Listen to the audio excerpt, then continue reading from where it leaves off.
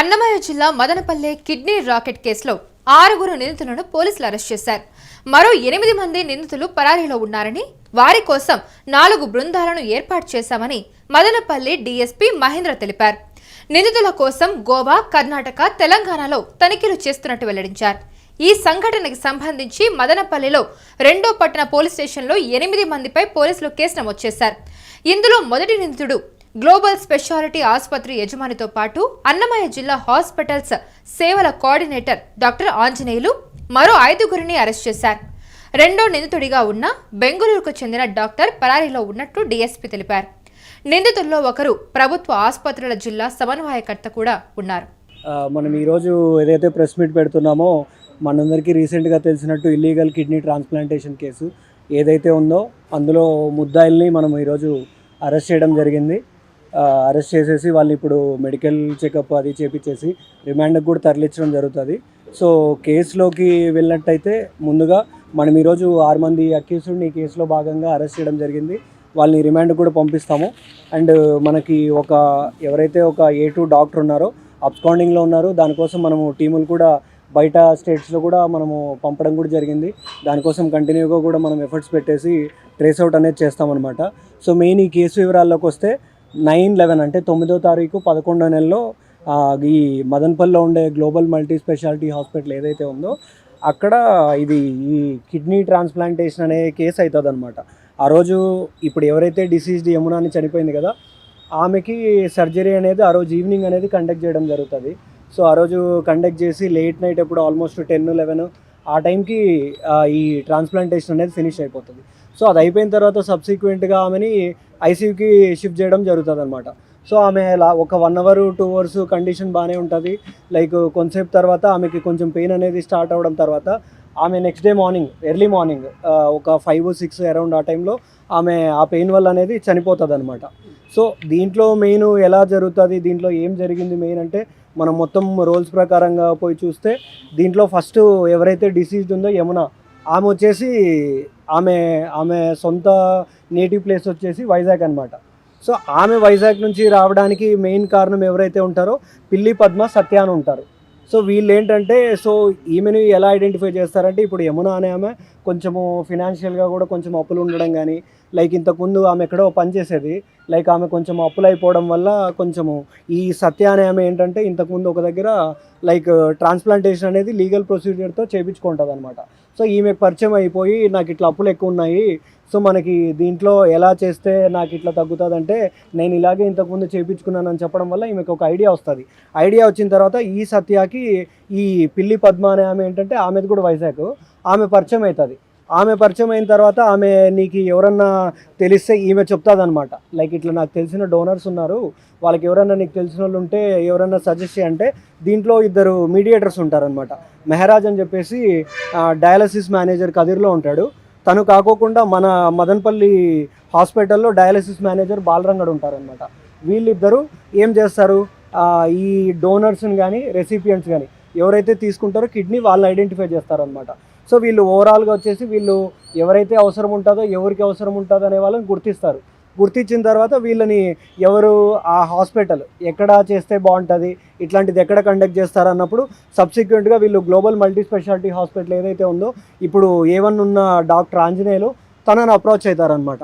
Approach అయిన తర్వాత ఇట్లా ఒక కిడ్నీ ట్రాన్స్ప్లాంటేషన్ ఉంది, చేస్తే మనకి దీంట్లో ఇంత రెసిపియెంట్కి ఇంత లేకపోతే వీళ్ళకి ఇంత అనేది పోతుంది అన్నట్టు ఒక అధిక మొత్తంలో మాట్లాడుకుంటారు అనమాట. దీన్ని మాట్లాడుకున్న తర్వాత దీంట్లో మీడియేటర్స్కి ఒకలాగా ఉంటుంది, లైక్ దీంట్లో మెడిసిన్స్కి ఒకలాగా ఉంటుంది, ఇలా ప్రతి ఒక్కరు డివైడ్ అవుతారు. సో ఇప్పుడు మెయిన్ రోలు ఇప్పుడు మెహరాజ్ అయిపోయింది, బాలరంగడ్ అయిపోయిన తర్వాత దీన్ని సర్జరీ కానీ ఏదైనా చేయడం వరకు ఈ డాక్టర్ ఆంజనేయులు ఎవరైతే ఉన్నారో A1 ఆయన కండక్ట్ చేస్తారనమాట.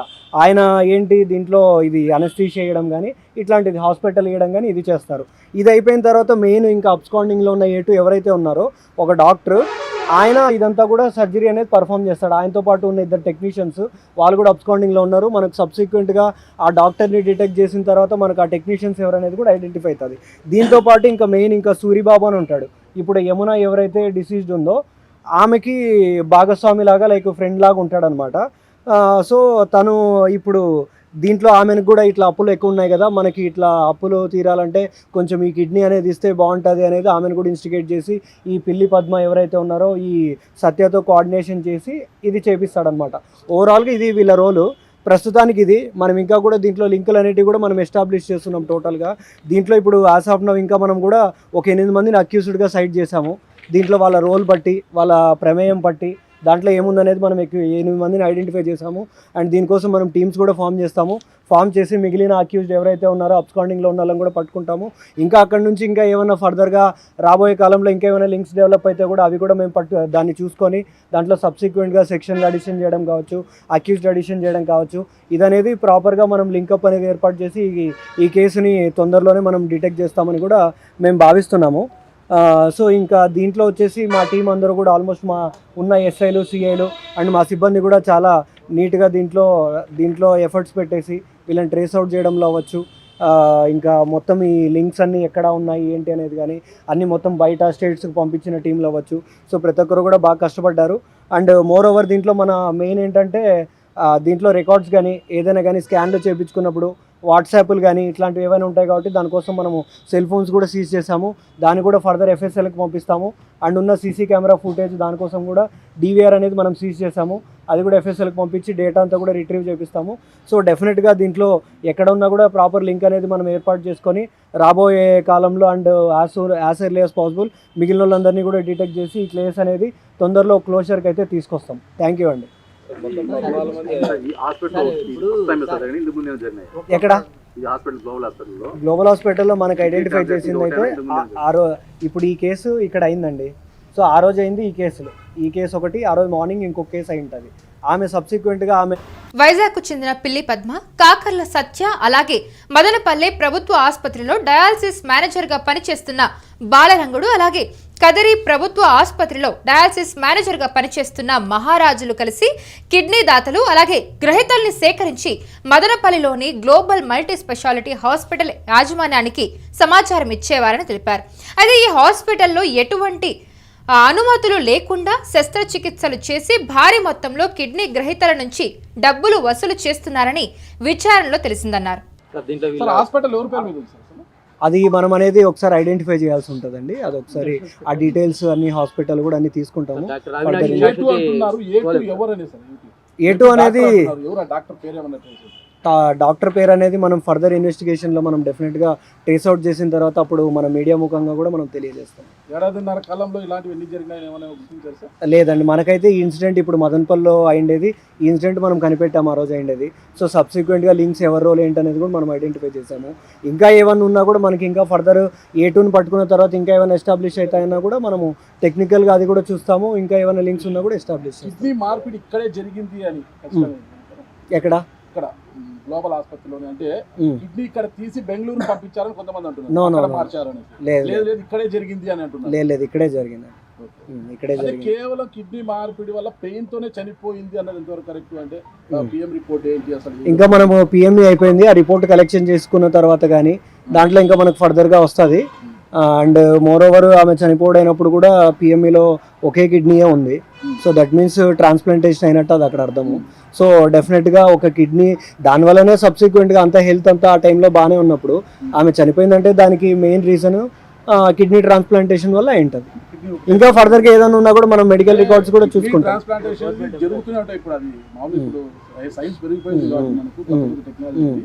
అండ్ మోర్ ఓవర్ ట్రాన్స్ప్లాంటేషన్ వల్ల చనిపోవడం అనేది చాలా అరుదుగా ఉంటుంది, కానీ మెయిన్ గా ఎందువల్ల చనిపోయింది అనేది ఏమన్నా అదే అండి. ఇప్పుడు అదే చెప్తున్నాను, మెయిన్ డాక్టర్ ఒపీనియన్ కూడా దీంట్లో వన్స్ మనకు పిఎంఈ వచ్చిన తర్వాత దాంట్లో మనం ఫర్దర్గా డీటెయిల్స్ అన్ని వచ్చిన తర్వాత ఇంకా అదర్ కాంప్లికేషన్స్ ఏవైనా ఉన్నాయా లేకపోతే ఇదే మెయిన్ రీజన్ అనేది కూడా మనము దాన్ని బట్టి మనం కిడ్నీ ట్రాన్స్ప్లాంటేషన్కి ఒకటే మనకి ఏదైతే యాక్ట్ ఉందో మన యాక్ట్ ప్రకారంగా హ్యూమన్ ఆర్గన్ ట్రాన్స్ప్లాంటేషన్ యాక్ట్ ప్రకారంగా దాంట్లో చాలా ప్రొసీజర్ ఉంటుంది. లైక్ హాస్పిటల్ రిజిస్టర్ ఉండాలి, దాంట్లో డిఫరెంట్ ఫార్మ్స్ ఉంటాయి.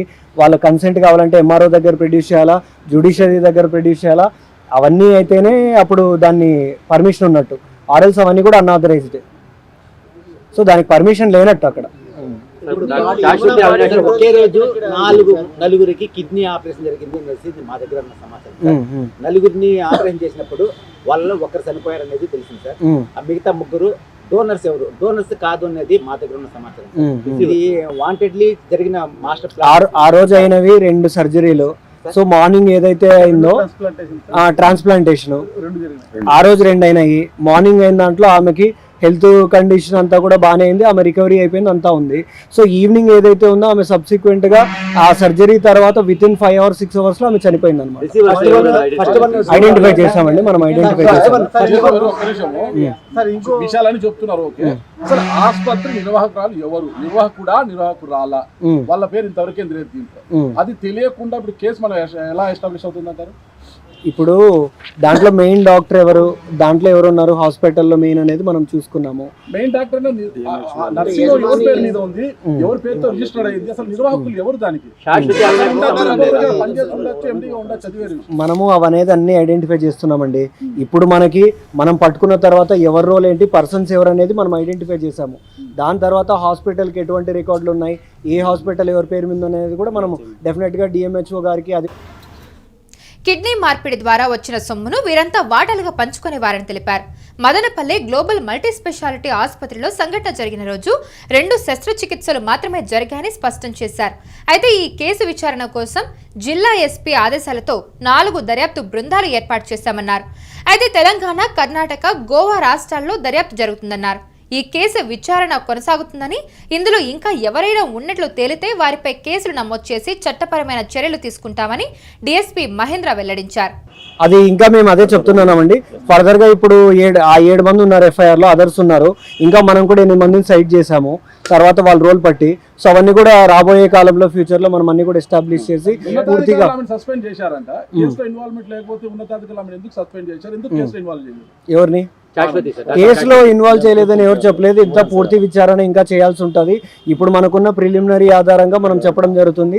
ఇవన్నీ కూడా మనం ఫర్దర్ ఎస్టాబ్లిష్ అనేది ముందు చేస్తాం రాబోయే. ఇంకా వాళ్ళ రోల్ బట్టి వాళ్ళు దీంట్లో నెట్వర్క్ లో ఎక్కడ ఉన్నారనే దాన్ని బట్టి మనం సైడ్ చేస్తాం.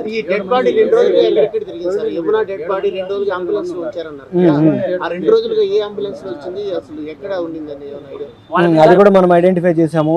ఇక్కడ తిరుపతికి తీసుకెళ్లారు, మళ్ళీ తర్వాత వన్స్ ఇన్ఫర్మేషన్ వచ్చిన తర్వాత మళ్ళీ మదనపల్లికి అనేది రావడం. ఫస్ట్ ఆఫ్ ఆల్ ఒకరిని ఆపరేషన్ చేస్తారు కదా, ఫస్ట్ డోనర్ ఎవరు, డోనరా లేదంటే ఇది ఏదైనా ఒక రాకెట్ లోకి సంబంధించిందా? ఫస్ట్ వరకు డోనర్ అదే చెప్తున్నాను. ఇప్పుడు బేసిక్ గా టార్గెటెడ్ ఎవరు ఉంటారంటే హెల్త్ పరంగా డయాలసిస్ చేయించుకుంటున్న వాళ్ళు. సో ఎవరికైతే కిడ్నీ అవసరం ఉంటుందో అట్లాంటి వాళ్ళని ఐడెంటిఫై చేస్తారు. అండ్ మోర్ ఓవర్ పూర్గా ఉండి ఎవరైతే ఉంటారో వాళ్ళకి అప్పులు ఉండేసి వాళ్ళ ఫైనాన్షియల్ కండిషన్ కొంచెం బాగాలేని వాళ్ళు డోనర్స్గా ఉంటారు. ఇట్లాంటి దాంట్లో ఇవి 2 కేసులు. బాధితుడు ఎవరు అన్నారు సార్? అంటే కిడ్నీ ఏ రాష్ట్రానికి చెందిన వ్యక్తి, అవన్నీ మనం ఐడెంటిఫై చేసామండి. అవన్నీ మనం ఫర్దర్ గా కూడా చెప్పడం జరుగుతుంది. ఇప్పుడు 4 బృందాలు బరిలో ఉన్నాయి. వెళ్ళినాయి, బయట స్టేట్లకు వెళ్ళాయి. కొంతమంది కర్ణాటకకి వెళ్ళారు, ఓకే, బయట గోవాకు కూడా వెళ్ళారు, తెలంగాణకు కూడా వెళ్ళారు. సో మొత్తం అయితే దీనిపైన వర్కౌట్ చేస్తున్నాం. అది అధిక మొత్తంలో ఉంటుంది. ఎంత ఏంటి అనేది మనం ఎవరు ఇది ఒక్కదానికి ఎంత అనేది మనం ఎస్టాబ్లిష్ చేయాల్సి ఉంటుంది. ముఖ్యంగా వీళ్ళు డయాలసిస్ సెంటర్లో ఎన్నికలు ఈ డాక్టర్లు ఈ దేశవ్యాప్తంగా సంబంధించిన శాశ్వత బాంబేకి సంబంధించిన అక్కడ ఉండే వాళ్ళతో కూడా కొంతమంది లింకప్ అయ్యి ఇతర రాష్ట్రాల్లో ఇక్కడ నుంచి కిడ్నీ ట్రాన్స్ప్లాంటేషన్ జరిగాయని చెప్పి పుకారు షికారుగా చేస్తారు. దాని అభిప్రాయం ఏంటి సార్? దీనిపైన అదే అండి చెప్తున్నాను. ఇప్పుడు మనకున్న లింకులు బట్టి మనం వైజాగ్ ఇక్కడ మొత్తం లింక్ చేసాము. ఇంకా దీని నుంచి ఫర్దర్ ఎక్కడికి లింక్ అవుతుంది అనేది కూడా మనకి ఇంకా రాబోయే కాలంలో ఏటుని పట్టుకున్నా రావచ్చు, లేకపోతే ఇంకొక లింక్ ద్వారా మనం సైట్ చేసిన వాళ్ళ ద్వారా రావచ్చు. సో డిఫరెంట్ స్టేట్లో ఉన్నాయంటే మాత్రం డెఫినెట్గా దాన్ని బట్టి మనకున్న ఎవిడెన్స్, మనకున్న ఆధారాలను బట్టి మనం చేస్తాం.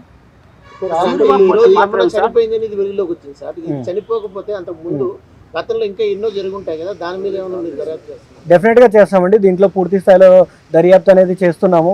డెఫినెట్గా ప్రతి ఆధారాలు టెక్నికల్గా తీసుకుంటున్నాము, ఐడెంటిఫై అవుతారు. సీజ్ అయింది కదండి, సీజ్ అయింది, ఆర్డర్ కూడా ఇచ్చారు కదా, క్లోజర్ అయింది, క్లోజర్ ఆర్డర్ కూడా ఇచ్చారు. క్లోజర్ ఆర్డర్ అనేది వాళ్ళు ఇచ్చారు, హాస్పిటల్ నుంచి ఇచ్చారు. మదనపల్లిలో డబ్బు ఆశ చూపి ఒక నిరుపేద మహిళకు కిడ్నీ ఆపరేషన్ చేయగా అది వికటించి ఈ నెల 10న ఆమె మృతి చెందింది. ఈ ఘటనతో అక్రమ కిడ్నీ దందా గుట్టురట్టయింది. విశాఖ జిల్లా బొడ్డుపాలెనికి చెందిన యమున 8 ఏళ్ల క్రితం భర్తను కోల్పోయింది. అయితే అప్పటి నుంచి ఒక దుకాణంలో పనిచేస్తూ తన 9 ఏళ్ల కుమారుడిని పోషించుకుంటుంది.